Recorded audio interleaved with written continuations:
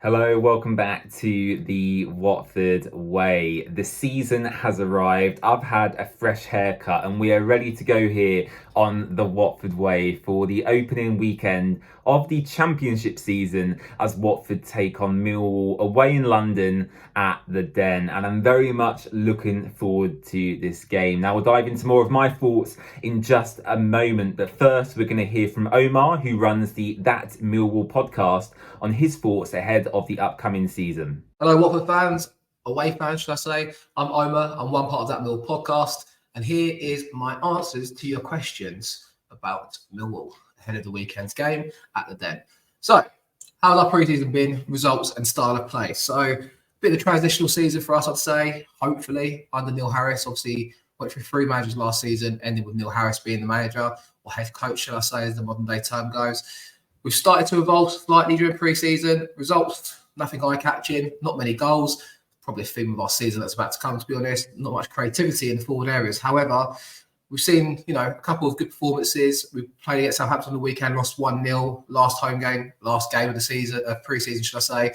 A 1-0 defeat, but Premier League opposition. We know what Southampton's like, and I'm sure Watford fans do too after last season. They like to pass the ball around and pass it and pass it and pass it. So I think it was a good exercise. The manager said as much after the game, and obviously it was a good kind of test of what's to come, really, because the Championship is a second Premier League nowadays. Teams like to hold the ball, like to try and pass it around, and we're just trying to consolidate our shape and try to hit them on the counter-attack when we can, and we did do that on occasion on Saturday. We also got a win against Gillingham. I think it was a 1-1 draw against Gillingham, should I say, sorry. We've also played out in Murcia in Spain. We won 2-1 in one of the games and lost 2-1 to Nottingham Forest. So, listen, I don't read too much into pre-season. Style of play, we're normally quite a Route 1 team. We were the second half of last season on Neil Harris. However, we don't have a target right at the moment. Starting to see a slight change where we're trying to play short from goal kicks, trying to build from the back, not too much because we're not tiki-taka football by any means at Millwall, but we're starting to try and see that slow evolution, should we say. Expect us in the wide areas to try and get the ball in the wide areas and try and hit you guys on the counter-attack, really. I think that will be our kind of style of play, and play for set pieces. Not pretty, but it'll get the result. So hopefully, fingers crossed anyway. Key signs made this window. Obviously, we converted Japhet Tanganga from being a loan sign into a permanent on a free transfer after he's released from Tottenham. Buzzing about that one as a fan. He came in second half of last season, kicked on, and really made it his own and proved a lot of people wrong with his injuries. And obviously, Tim's come back. He's on the top wage by all counts, but I think he's probably our sign of the summer to convert him and kind of shot that defence alongside Jake Cooper.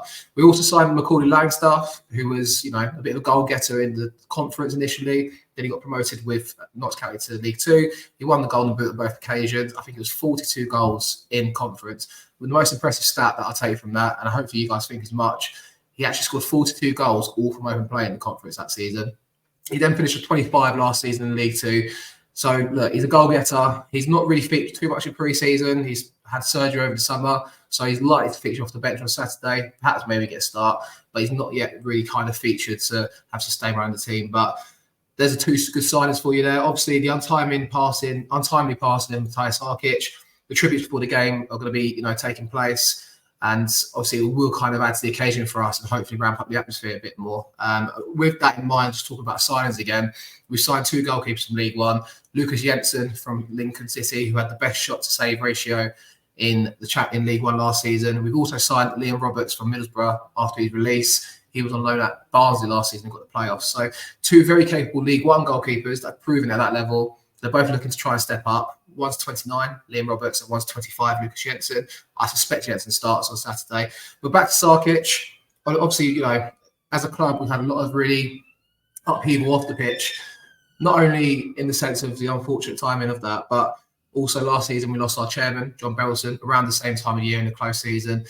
And it's been rocky road since, to be honest. And, when you're talking about what's the aspiration for our season, the main thing for me is consolidating and trying to build on, the new foundations, really. Because when you talk off the pitch, John Belson passing away, who was our custodian, our chairman for nearly 20 years, that's a big change at top level. He wasn't necessarily involved day to day as much, but he still had a big say in what happens. And his son, Jimmy Belson, took over.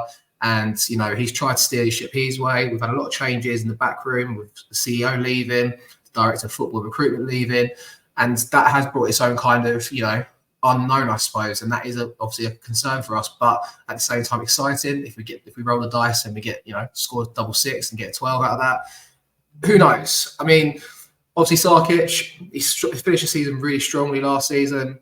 It was his first season with us, and last game of the season he saves a penalty at Swansea away. He gets man of the match against Belgium for Montenegro, and dies 3 days later. And it's really rocked our world as fans. And I really hope on Saturday, the memorial is well respected, and obviously remember him and tribute to him. And hopefully, I think that will be our driving force to hopefully get a result on Saturday.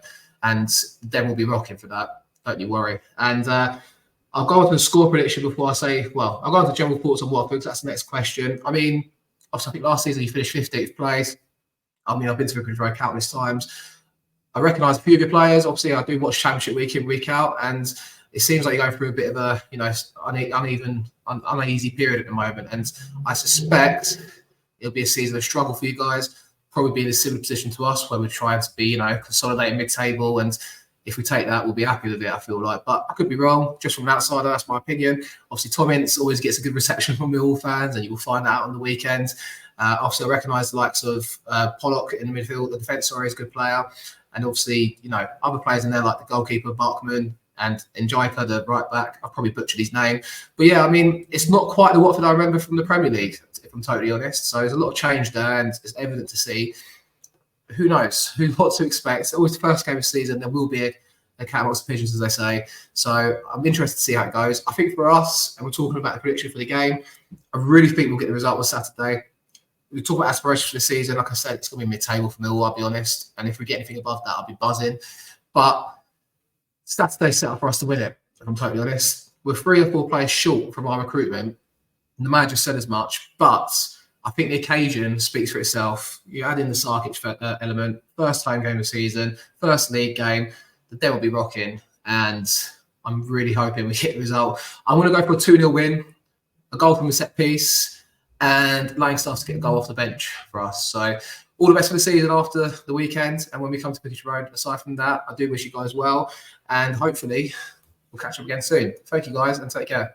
Yes, really interesting to hear from Omar there, and make sure to check out the That Millwall podcast. But yes, he highlighted 2 key signings they've made in the summer transfer window, and actually both of these players I absolutely would have taken at Watford. So one of them players he highlighted was Japhet Tanganga, who come in from Tottenham. He mentioned he's probably on one of the more top-end Championship wages, but for Millwall to secure a player of that quality, I think is a real coup for them. And actually Macaulay Langstaff coming in from Notts County as well. I'm sure everyone's watched Welcome to Wrexham, and the rivalry between Paul Mullin and Langstaff on there was great to watch. So for them to secure his signature, albeit Langstaff is unproven at this level, I think is a real coup as well, because in front of goal he is a real clinical finisher. Although he did mention he may not start the game on Saturday due to having surgery in the summer.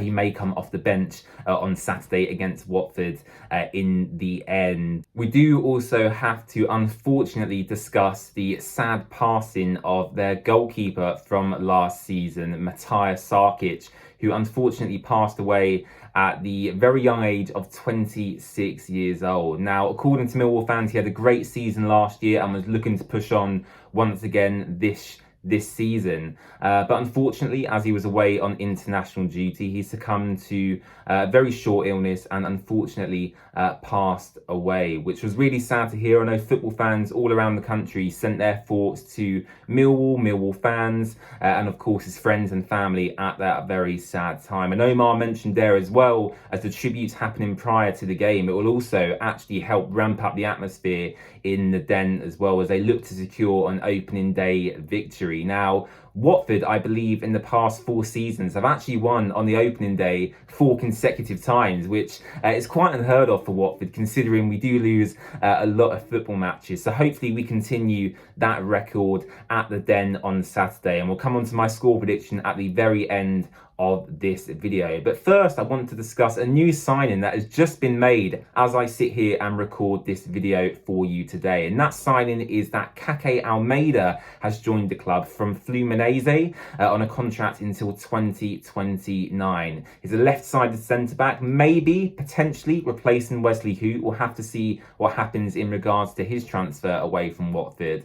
But this is a more positive signing. Now, unfortunately, they've confirmed he won't be available for the Millwall game on Saturday afternoon. I believe they've just passed the registration deadline for that game when it comes to new signings. But Watford did confirm on the website he'll be available to play from the Stoke City game, which is our first match at Vicarage Road next Saturday. So I'm looking forward to seeing Kake Almeida playing for Watford, to see what he offers, because he certainly looks like a talented player. And we have to say, looking at the past plays we got from Fluminense, if he reaches them levels, Joao Pedro Richarlison, for example, then I think we're in for a treat. So welcome to the club, Kake Almeida. Now, looking at the team, I would look to play against Millwall on Saturday. I kind of covered that in my Watford FC 24-25 season preview. I think what we know about Millwall is they look to have a lot of physicality in the midfield area. Now, Omar mentioned they've actually in pre-season been trying to play out from the back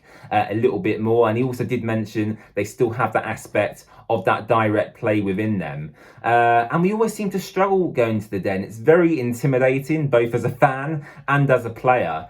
And I think we have to pack out that midfield with physicality, really. So starting from the back and going to the front, this is the Watford team I would put out at the Den on Saturday. So, of course, we have to start with Daniel Bachmann in goal. He's the #1 goalkeeper for this season.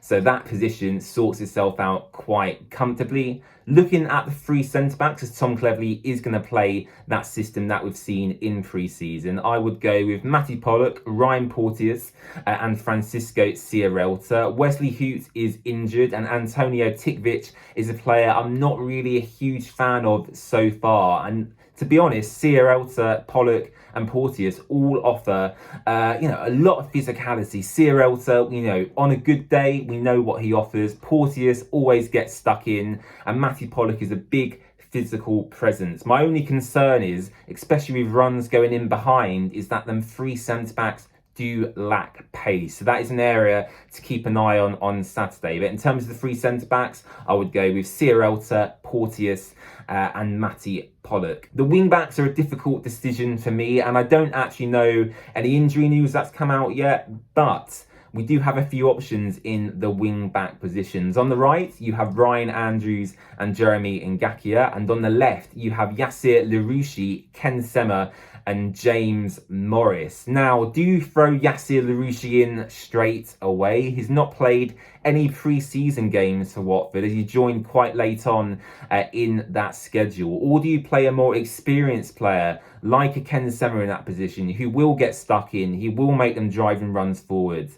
I think that's the toss-up Tom Cleverley has to make, and I think he might actually go with Ken Sema at the Den on Saturday. Long term, I'd like to see Yassir Larouchi come into that position, of course, but I think Ken Sema may play on Saturday just because he's sharper, he's had more game time this pre-season, and he does offer a bit more defensive nous, let's say. So I think Ken Sema will play in that left wing-back position. On the right, my favourite player out of the two right-backs has been and always will be Ryan Andrews. But again, you have to consider the fact that Jeremy Ngakia, as much as he does have his flaws in his game, he is a lot better defensively. So whilst I'd like to see Ryan Andrews start, again, it wouldn't shock me to see Ngakia play in that right wing-back position. Looking at the midfield, this is an interesting one. Kayembe's been playing more advanced in that 10 position so far in this pre-season, but I'd probably bring him back potentially in this alongside Musa Sissoko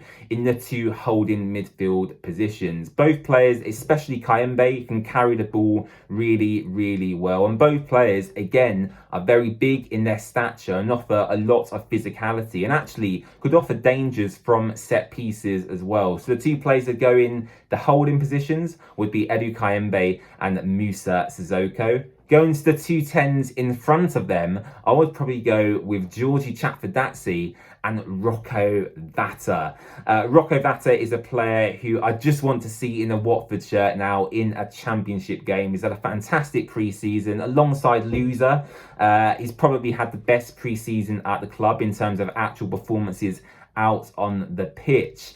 So Rocco Vata is a player I'm really keen to see in a Watford shirt. And then Geordie Chatvadatse really speaks for himself. Great Euro 2024 campaign with Georgia. Returns to the club slightly later in pre-season, but he still showed his quality, especially in that Brentford game, which I did attend myself, and he's very, very impressive in that. So I would go with Georgie Chatvadatse and Rocco Vata in behind the striker, who I think will be Vacuum Bio. Now, Kwadwo Bar has picked up a lot of minutes in this pre-season. Mileta Rajovic has actually had very little game time, which is why I think Vacuum Bio will start this game. Now, do I think Vacuum Bio is the long-term solution to our goal-scoring problems? No, I don't.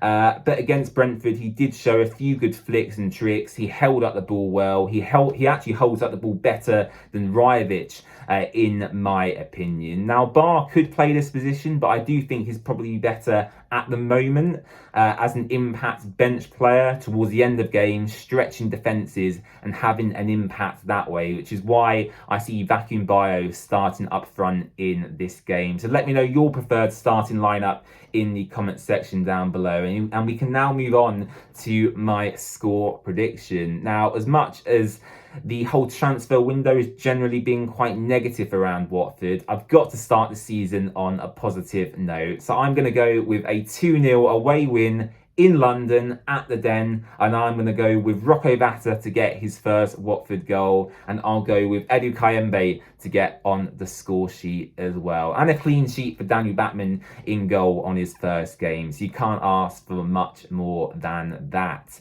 Let me know your score predictions in the comment section down below. Don't forget to subscribe to The Watford Way, and you can follow us on all our social media channels, on Twitter, on Instagram, on Facebook, and of course here on YouTube. And we'll catch you again very soon. Bye-bye.